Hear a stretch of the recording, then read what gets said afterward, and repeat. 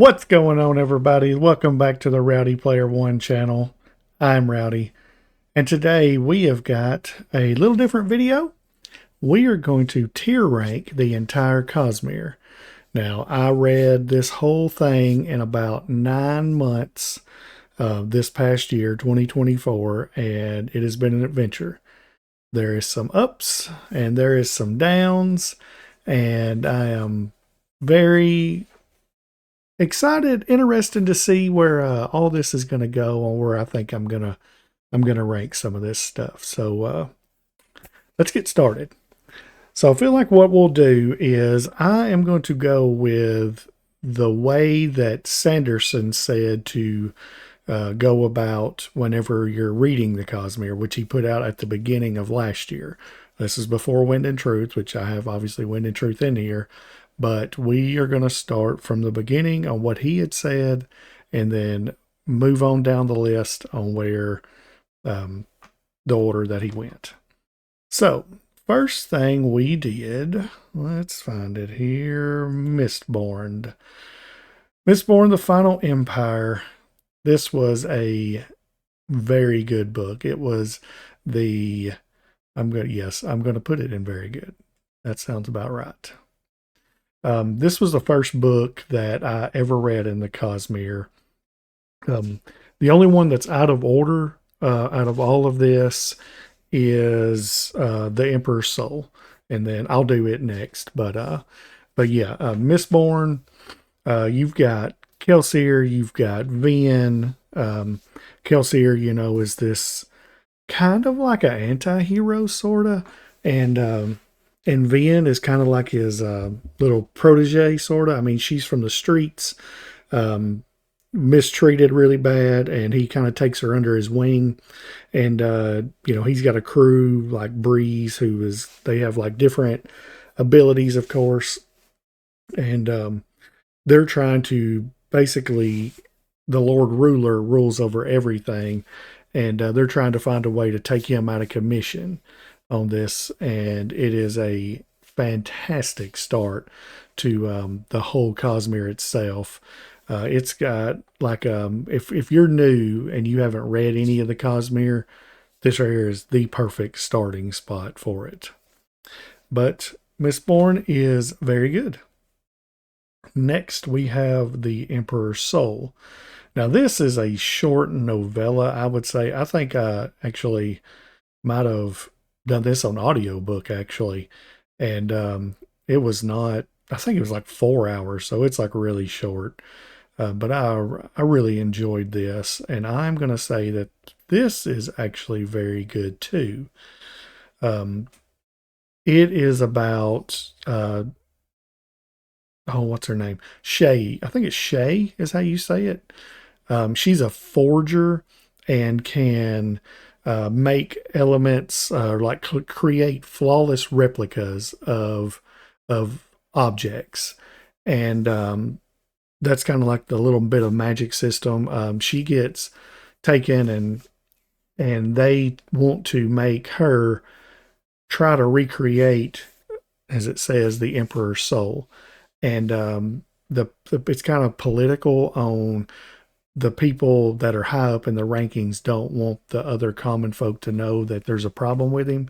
So they try to force her to create his soul, and that way they can control it. But that was a really good book. I enjoyed it for as short as it was. After that, we went to, where is that at? There it is. The Well of Ascension. Very, very good. Actually, no. It was good. Well of Ascension's good. I'm looking at, after the Lord Ruler and all that goes about, don't really want to give too many spoilers on everything, so I'm trying to keep it vague. Vien and Ellen, try to bolster their relationship. This book is, to me, it was very political. A lot more political stuff in this one than much action. Very good ending, of course, which the Sanderlatch on all of these are dang near flawless. But you know, basically, this comes into the point where the city of what's it called?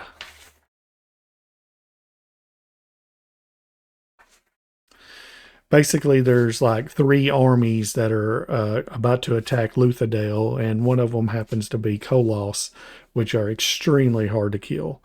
And you know, they try to politically maneuver their ways around the different armies. Plus Elland, and trying to get to where he's getting better at trying to be kind of like trying to be kind of a king. And it was a good book. It was good. Kind of like that middle book on most of them. To me, it's always typically the first one and the last one are the best, and the middle kind of wavers a tad. But it was a really good like setup for what would be the last book, which happens to be the Hero of Ages. And I'm going to say the Hero of Ages was really good. Love the ending. The ending is heartbreaking, and you get excited, and it's the ending battle on this one with, was it Mo or what is Kelsier's brother's name? I cannot remember it right now. But the ending battle with him and Vin is one of the best battles that Sandersons ever wrote, in my opinion. Um, excellent job on that. It's fantastic. Really enjoyed, like, you really learn a lot about Sazed, and with the three books, after you read the trilogy, you can literally go back and think in your mind how it all led to this, and how Sanderson gave you all these clues and you never picked up on them. It was so cool. And what ends up happening in the end is pretty great. All right, so that was the end of the first three, and then Emperor's Soul. After that, Sanderson recommended doing, I think it was Tress. That sounds right. Um, Tress was very good as well. I really like Tress. Love the little story of, you know, kind of like a setting sail, you know, never left home, but going to do it now to go after the love of your life, or who you think might be the love of your life. And where the story, the journey takes Tress, and Hoyd is really neat in this book. I really liked how all that happened with him. But Tress was very good. It was pretty awesome. Then we went to, I think we did Warbreaker after that. And this right here might be kind of controversial, but it was bad to me. It was the first read that I did where I was extremely disappointed on by what everyone had talked about. A lot of people will love Warbreaker, and I am not one of them. It was just bad. I didn't like any of the characters except for I liked Vasher, and then the sword, the smoking black sword was the two coolest parts. That's the first time you met the black sword. Um, but it didn't care for the magic system in it at all. You know, the colors and all that. It just seemed boring and wasn't my cup of tea. But I mean, hey, that's how it works sometimes. Looks like I got Mistborn on here twice, so I'll put it back up here with that. Then we went to, after that, we started back into the Mistborn Era 2. And that was the Alloy of Law. And this was okay. That's about the best I can give it. Was okay. Um, I mean, don't get me wrong. I like Wax and I like Wayne. Um, they were all right. The story wasn't the best. You know, it's 300 years after the first Mistborn era. And, you know, you introduce Wax and Wayne, and they're from the place called the Roughs. And, you know, they're come back into town after like 20 years where they're lawmen is what they're called. You know, society's been up and they've got guns now and different elemental powers, or it's kind of the same, but there's a few different ways that they do it, and just wasn't much action. If this wasn't for the Sander Lanch at the end in the last 100 pages, this would have been bad to me. And I was not impressed. Then we went to, where is it at? The Way of Kings. And The Way of Kings was good. I liked The Way of Kings. Okay. And the reason that it was good was it took me 500 pages to really start liking this book. I mean, he throws so much at you in the first 500 pages that I just couldn't keep up with it. The next 500 were outstanding. I really enjoyed it. I mean, meeting all these characters. You've got, Kelsier, Dalinar, Shallan, Adolin, all these different characters. And I just said Kelsier. It's Kaladin. My bad. I was wondering, I was like, wait a minute, that doesn't sound right. Anyways, Kaladin, Dalinar, Shallan, that's the three main characters, and then you've got a few of the others, and trying to figure out this mystery of Elhokar and, what went on with it or with him, and it was just a bunch. And I'm sure if I went back now after reading everything, it would be way better. But at the time, it was just so much. I was like, I just don't know if I'm going to like it. But I mean, after that, it turned around. Then from there, we went to The Bands of Mourning. No, we did not. No, we did not. That's right. Shadows of Self was next. I was trying to remember that one. Shadows of Self. And it was not much better than The Alloys of Law. I didn't care for it that much neither. The ending was the only thing. There was finally more plot on what was going on this story. And, I mean, it was all right. That was, nothing much. I would say if I had to rank it in between these two, it was probably a little bit better than The Alloys of Law, but, I mean, not much. A little bit more things happen with Wax and Wayne, but that's about it. Then we had finally a banger, which was Words of Radiance. And this is the best of the best. This right here, as far as me reading, is the best book that I've ever read. I absolutely love the whole story of this. This was actually back, in my opinion, when Shallan was actually okay as a character. I did not really care for her much after this. But then this book, she was awesome. And her backstory was pretty good. But Kaladin was, whoo boy, that's what turned me into he was my favorite character. Absolutely loved this book. Everything about it. The final battle with him and Zeth, it was fantastic. And they finally find their way to Elhokar, and man, so good.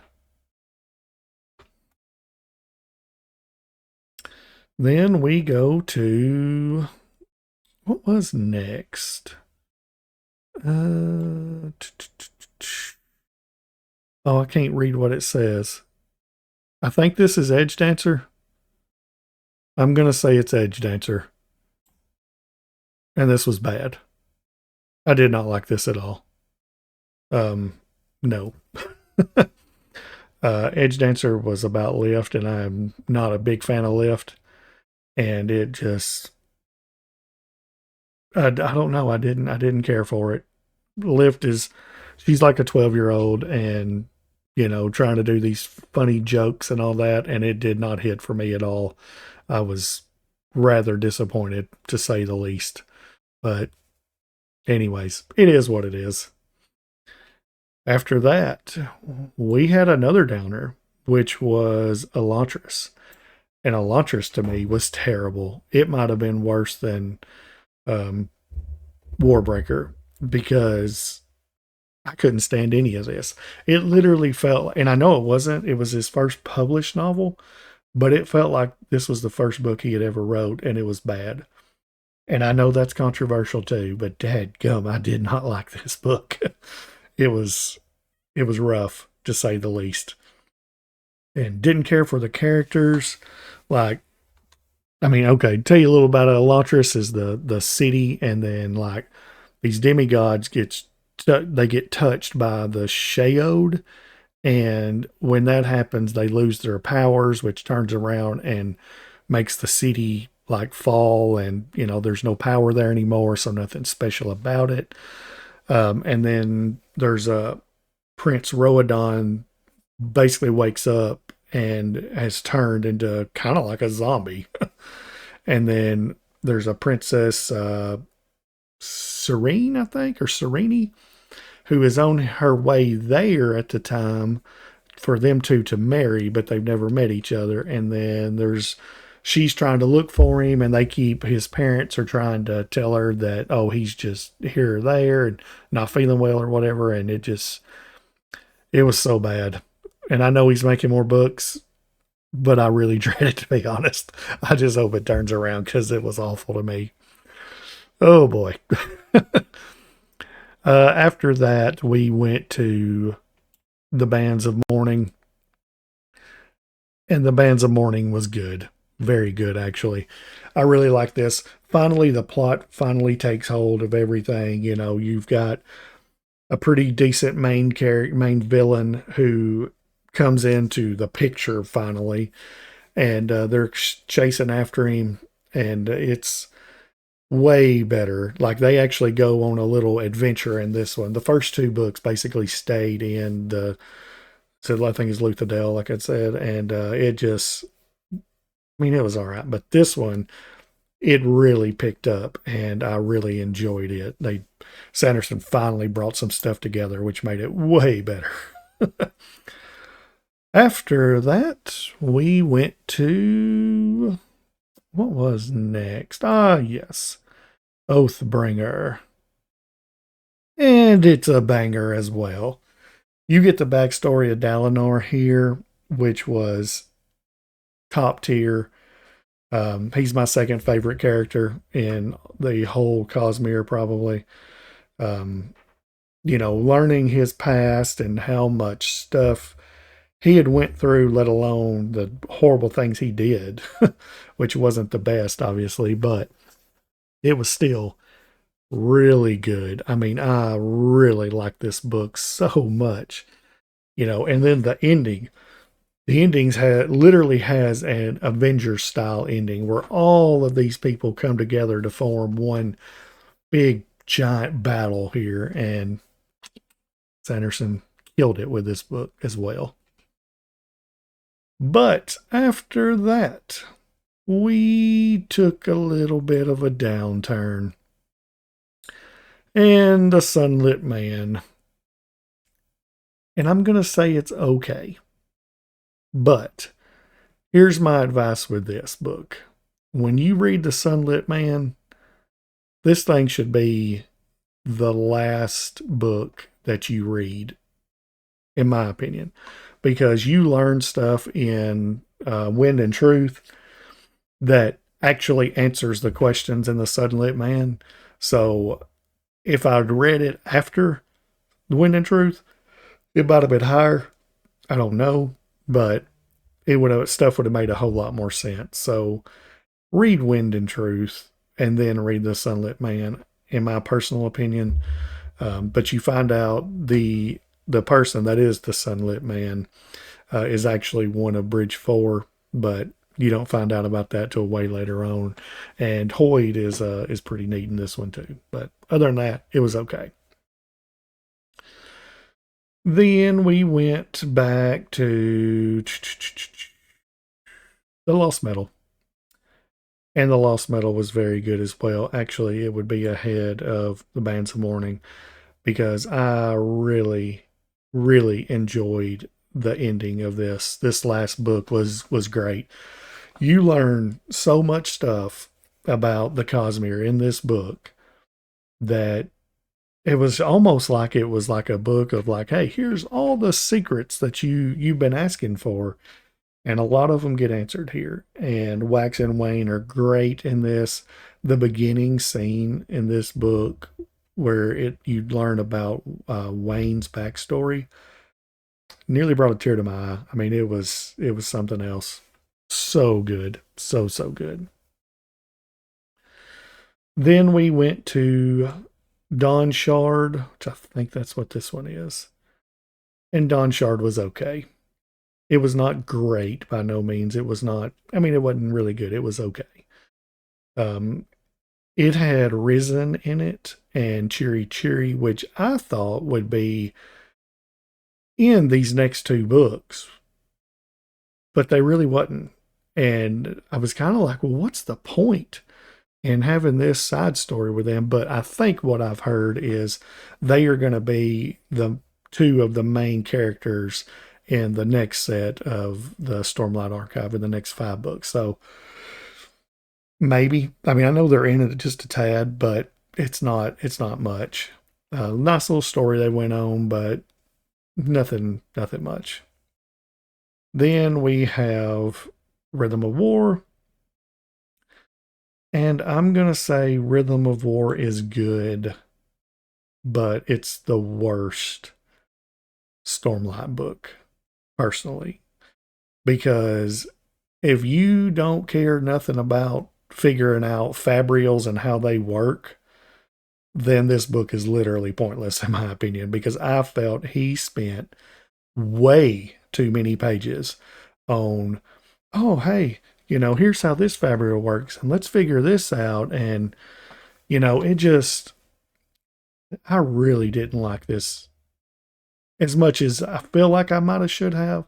But the saving grace of this to me had the best Kaladin scene in every one of these books.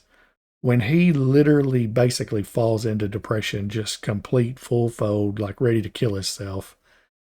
And him coming out of that was, man, that's the closest I've probably ever shed a tear to reading a book. It was something else to me. I mean, it hit me hard, and I really liked it so much. But other than that, I was just not a fan. I really did not like Shallan in this book whatsoever. Like, it got pretty bad in Oathbringer, and it got really bad in this one. I just don't like the multiple personality thing. I didn't like the being gone to, um, what's it called? Um, the other city that you can't get to, but starts with an S, I think. I can't even remember it now. That's so aggravating. Anyways, Shadesmar. There we go. I was right. Shadesmar, and they spent way too much time in this for the whole. I mean, it was all right. Nothing great.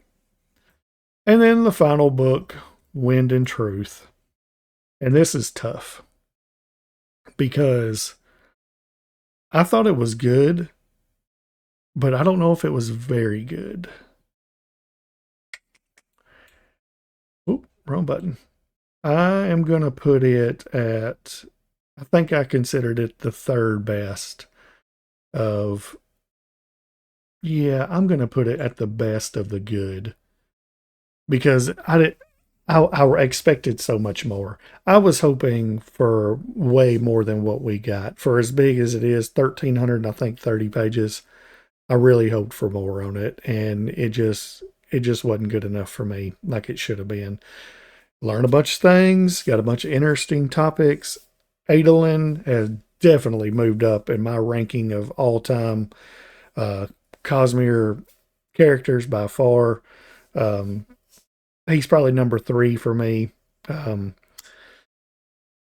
but other than that, I mean, the final battle, was all right. I mean, there wasn't near as big of a Sanderlanche in my opinion. So I'm gonna say it's good. But other than that, I think it's a pretty good list. I mean, it's a mix of everything. He more hits than misses, which is a plus always. I mean, you've wrote a ton of books.